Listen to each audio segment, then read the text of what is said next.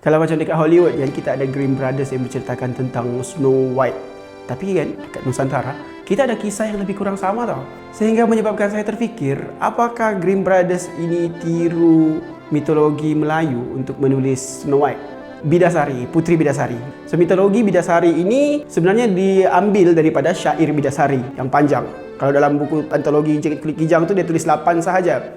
Tapi realitinya dia ada 1026 rangkap. Panjang ya, 1026. Belajar 8 pun dah pening nak faham apa maksud dia. Bayangkan kalau belajar 1026 rangkap.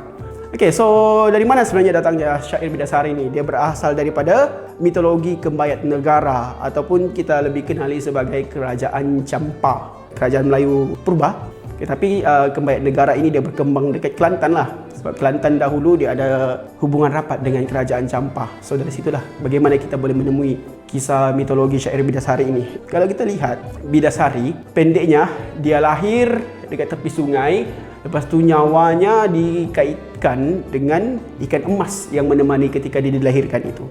Jadi kalau ikan emas itu dikeluarkan daripada sungai, Bidasari pun akan matilah. Apabila Kembayat Negara itu diserang oleh musuh ya, mak bapak dia letak Bidasari itu dalam bakul macam Nabi Musa, kemudian dihanyutkan. Bila dihanyutkan, dijumpa oleh saudagar. So dekat Indrapura nama tempat itu. Indrapura ni salah satu ibu negara Champa dahulu. Dekat Indrapura, dia ada seorang permaisuri yang jahat ni. Ni kita baru masuk persamaan dengan Snow White. Dekat Indrapura dia ada satu puteri yang jahat namanya Lilasari pula. Okay, si Lilasari ini memiliki cermin sakti sendiri. Mirror mirror on the wall, who's the fairest at all? Lebih kurang macam tu lah. So dia tengok bila Lilasari tu dah besar dekat rumah saudagar tu kan. Dia tengoklah siapa yang paling cantik dekat Indrapura ni. So dulu tunjuk muka dia. Tiba-tiba bila Bidasari tu dah besar, bukan muka dia dah pula dah yang paling cantik. Okay, so si Lilasari ini dia panggil dia punya dayang-dayang, ambillah yang ini mahkota ini, sikat emas ini, jual kepada mana-mana perempuan yang sanggup beli dengan harga yang mahal. So kira macam perhiasan tu dah dijampikan dah. Hanya perempuan cantik sahaja boleh pakai. Okay, jadi yang dayang-dayang dia ni pun pergilah keliling Indrapura. Tapi tak ada seorang pun yang berani beli dengan harga yang mahal. Jadi sehinggalah ada bila sampai di pasar ni kan, oh kau nak jual kepada perempuan yang paling cantik? Pergi rumah saudagar Johara. Anak dia paling cantik dekat seluruh Indrapura ni. So bila sampai ke rumah saudagar Johara itu, dayang-dayang tersebut terkejutlah tengok Bidasari. Betul lah, Bidasari lagi cantik daripada Lilasari. Jadi bila sampai ke istana, benda itu diberitahu kepada permaisuri. Permaisuri pun marah. Jadi dia pergi ambil si Bidasari, dia mintalah bawa pergi istana. Bila di istana dia dikurung, dia disiksa, sampailah akhirnya geram. Lilasari itu geram. Kenapa Bidasari ini tak boleh mati walaupun dah banyak dia buat? Last dia ada toyol tau. Si Lilasari ini dia ada toyol. Betul, dia memang ada toyol. Dalam syair tu memang ditulis dia ada toyol. So toyol dia ni pergi rumah saudagar itu untuk cari rahsia Bidasari tidak boleh mati.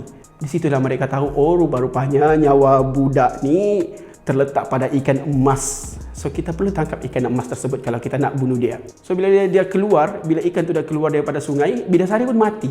Dia macam Snow White lah, tidur, puff, tak sedarkan diri. Jadi dihantar ke rumah bapaknya pun letaklah dekat dalam taman. Boleh imagine ya, scene lebih kurang macam Snow White. Serius, memang macam Snow White.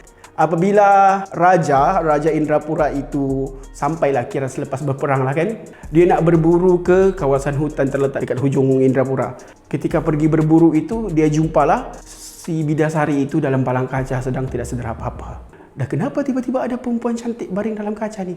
Snow White, kan? Nampak kaitan dia? So, pada masa Raja sampai dekat taman tempat Bidasari itu tidur, ikan emas yang ditangkap oleh Lilasari itu berjaya lompat menyelamatkan diri masuk ke dalam tab mandi, time Lilasari mandi. So, tiba-tiba Bidasari itu terjaga sebab ikan dia dalam air. Jadi bila terjaga, Bidasari pun sempatlah ceritakan kepada Raja apa yang Lilasari pernah buat kepada dia. Tak sempat nak habis cerita, ikan emas dia berjaya ditangkap semula. Jadi dia pun pengsanlah semula. Raja pun murka. Dia pergi jumpa saudagar Johara. So lepas tu dia minta kesahian. Betul, anak saya ni nyawa dia memang ikan. Kalau ikan tu mati, matilah dia.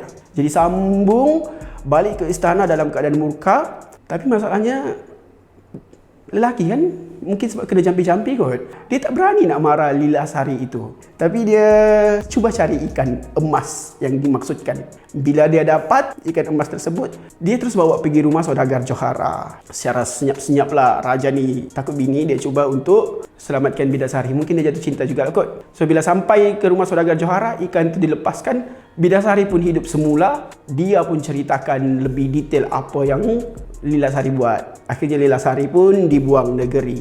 Bidasari pun kahwinlah dengan raja. Happily ever after. Ending fairy tale. Ada persamaan dengan Snow White kan? Tapi kan pendapat tentang persamaan syair Bidasari ini dengan Snow White bukan setakat pendapat kosong tau. Sebab pada abad ke-19, kisah syair Bidasari ini pernah popular dekat Eropah sebelum penulisan Snow White itu sendiri. Tapi walaupun kita nampak persamaan sebenarnya, beginilah kisah mitologi dekat dunia ni, tak kisahlah pusing tak mana sekalipun, akan ada persamaan, akan ada perbezaan.